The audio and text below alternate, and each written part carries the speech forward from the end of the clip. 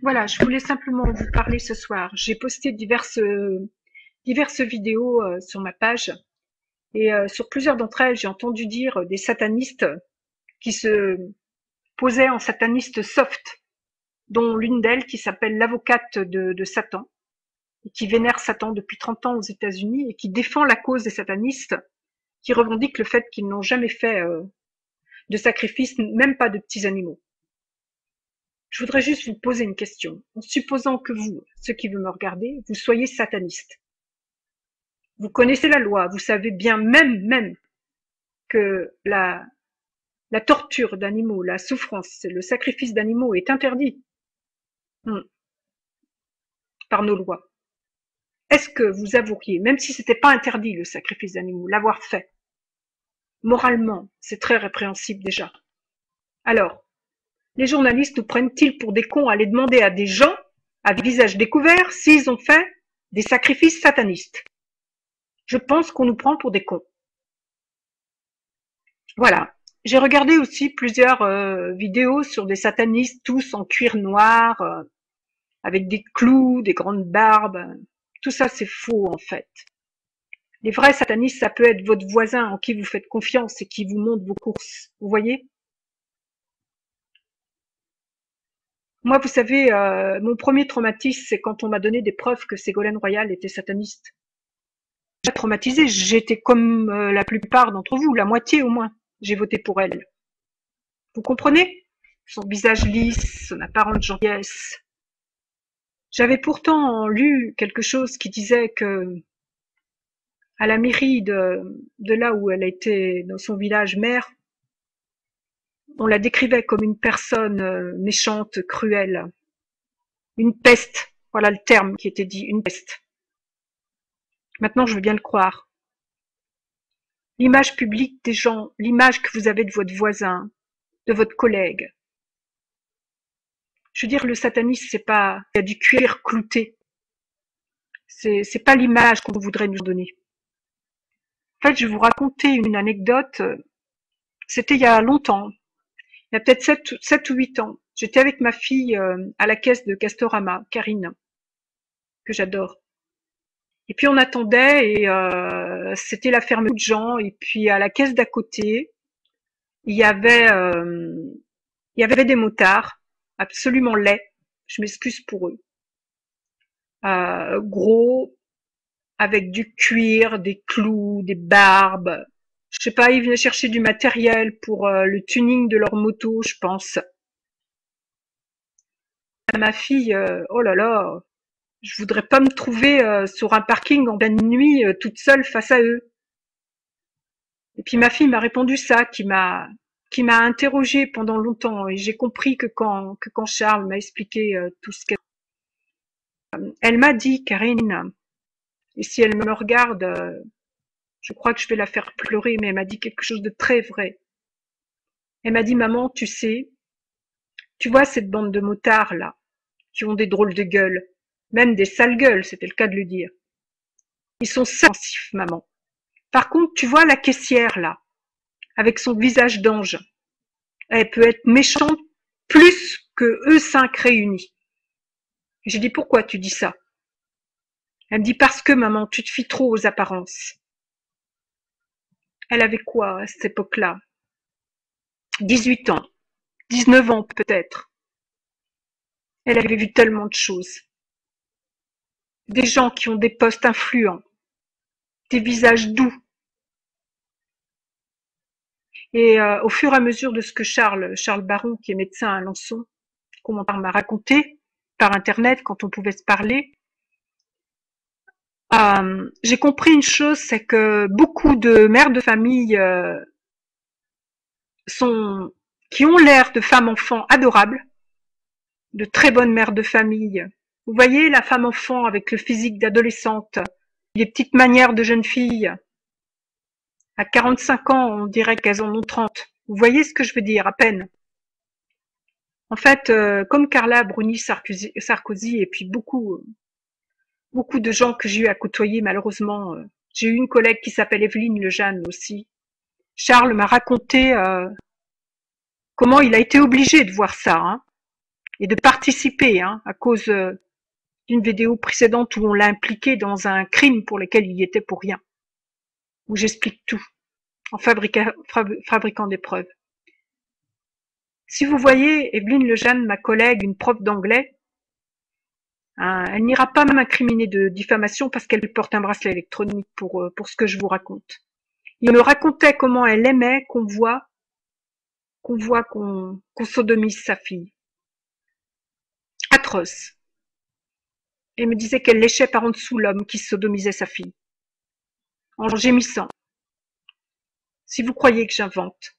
Et si vous voyez le visage de la fille, enfin de ma collègue, mon ancienne collègue, puisque je pense qu'elle va plus travailler, c'est comme le visage de Joël Marié à la porte d'Alençon. Si vous tapez préfecture d'Alençon, droit des femmes, un petit visage mignon, hein. Quand vous pensez qu'elle allait fouetter des enfants à Angers avec des tenues de latex, vous avez du mal à y croire. Ma fille, elle a vu tout ça. Alors les motards, ce qui lui fait peur, c'est le mensonge. C'est les gens qui vous font confiance. Et puis, un jour, elle m'a dit, maman, ton erreur, c'est de faire confiance aux autres. Tu devrais pas faire confiance, maman.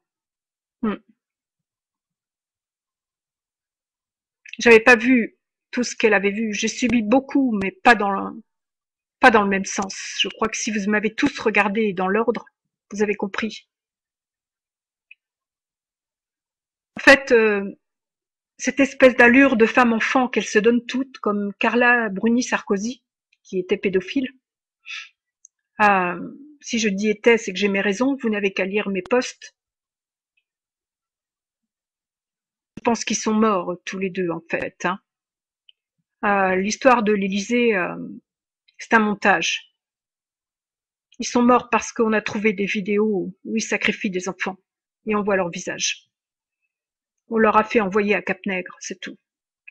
Vous trouvez normal qu'en temps de crise, ça soit le seul président en Europe qui n'ait pas fait une déclaration? J'ai mis sur tous mes posts d'hier les raisons pour lesquelles je pense que, absolument, et je suis pas la seule à le penser. J'ai d'autres informations, vous savez. On essaie de gagner du temps, je pense, pour arrêter peut-être d'autres gens. Mais moi, je veux que vous sachiez la vérité. Regardez hier. Regardez. Vous verrez que dans mes posts, on ne voit Sarkozy que pendant 9 secondes. Il y a Valérie Pécresse qui n'est pas habillée pareil dans la salle de réunion. Elle a une veste noire à manches longues. On est en hiver, on est au printemps, je pense. Et une chemise blanche. Il y a des différences si vous jouez au jeu des 7 erreurs comme ça. Il y a une pendule. J'ai réussi, en le mettant sur un écran de TV, grâce à une prise HDMI, à voir l'heure. Il était 3h40 alors que la réunion était censée finir à 12h30 hier le 10 à l'Élysée. C'est la pendule qui se trouve en or, une pendule en or qui est au milieu du miroir, qu'on voit pendant quelques instants. Il est 15h40. La fenêtre est ouverte, or il y a un ravalement de façade aussi du côté du salon vert, là où a lieu la réunion, qui est un salon très connu. Il s'appelle le salon vert, de la couleur des rideaux. Vous pouvez taper sur internet, il y a des visites virtuelles et vous le retrouverez. Les fenêtres sont ouvertes, on ne voit pas le ravalement qui est en cours pour 15,6 millions euros. J'ai mis des vidéos de tout ça, y compris des vidéos du ravalement où c'est un potin, un bruit épouvantable. On n'entend rien en fait, les petits oiseaux du parc. On était censé être le 10 août et hier matin il faisait très beau. Le salon vert à l'Élysée est côté jardin, donc côté sud. J'ai regardé sur internet, je me suis beaucoup informée pendant 2 ou 3 heures avant de poster hier. Et on voit qu'il y a 4 grosses lumières électriques, donc 3 énormes, des tubes cathodiques qui éclairent la pièce. Alors que je pense que hier matin, personne, quand on a 2 doubles fenêtres de cette hauteur, ne s'éclairait chez soi. Surtout pas face à un jardin qui est sud comme à l'Élysée. La fenêtre est entrouverte parce que je pense qu'on est au printemps. Mais les gens sur eux ont des habits chauds, comme la femme qui est en face, elle a une veste blanche et puis un col roulé. Donc je parlais de Carla Sarkozy parce que je pense qu'ils se sont suicidés la nuit du 4 au 5. Je suis pas la seule à le penser. On leur a fait transmettre dans une livraison de nourriture, exactement comme pour DSK le 13, le 13 juillet, une livraison de sushis. Des vidéos qu'on a retrouvées, qu'ils gardaient. Je vais vous expliquer pourquoi on les gardait. Ils les gardaient. J'ai aidé à les retrouver. On leur a transmis pour qu'ils sachent que tous les Français peuvent savoir.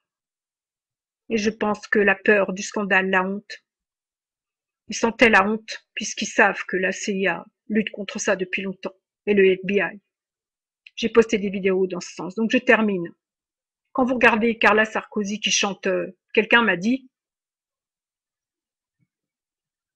avec son air toute petite fille, c'est parce que toutes ces femmes-là sont profondément pédophiles. Joël Marié, Evelyne Lejeune, des tas de collègues que j'ai eus. En fait, ils ont fait nommer tous ces gens avant que j'arrive à Vial. C'est là où j'ai travaillé pendant 5 ans de remplacement. 2 ans, je suis allée ailleurs. Et c'était une concentration de pédophiles, en fait, puisqu'il y en a plein qui sont tout en pantalon avec des bracelets électroniques ces derniers mois, en attendant qu'on arrête les têtes du réseau. Il fallait qu'elles fassent semblant. Je trouve inadmissible que ces gens soient en compagnie de jeunes. Il y en a beaucoup d'entre elles, vraiment, vous leur donneriez le bon Dieu sans confession, je vous jure. En fait, comme elles pensent que tous les hommes sont pédophiles, elles se comportent comme des petites filles. Elles s'habillent comme des petites filles, comme des adolescentes. Vous voyez? Parce qu'elles ont ça en elles. Et Charles m'a dit que de tout ce qu'il a vu, c'était les femmes les pires. Elles faisaient faire des choses que les hommes n'auraient jamais pensé. Voilà. Je sais qu'on va me croire. Ils disent que demain, M. Sarkozy va visiter le Charles de Gaulle. Le Charles de Gaulle est au large de la Libye. J'ai fait diverses recherches et j'ai posté dans ce sens. Et au maximum, il peut faire 50 km/h. Il ne sera pas demain dans le Var. Ça va être une image d'archive qu'on va vous montrer. Et s'il parle de la crise, il ne va pas en parler beaucoup. Regardez bien ses lèvres, ça sera du playback. Ça sera une image d'archive de quand il a déjà visité le bateau. On nous mène en bateau, je vous dis.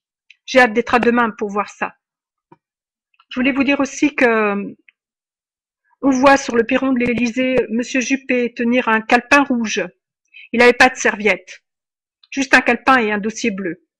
Et sur la table, c'est très visible. On le voit avec un dossier, mais on ne le voit pas avec un calepin rouge. Il avait ni poche, ni sacoche, ni rien. Il sortait comme ça de l'Élysée quand il parle avec Monsieur Fillon. Il y a beaucoup de différences, même des différences de vêtements chez les hommes.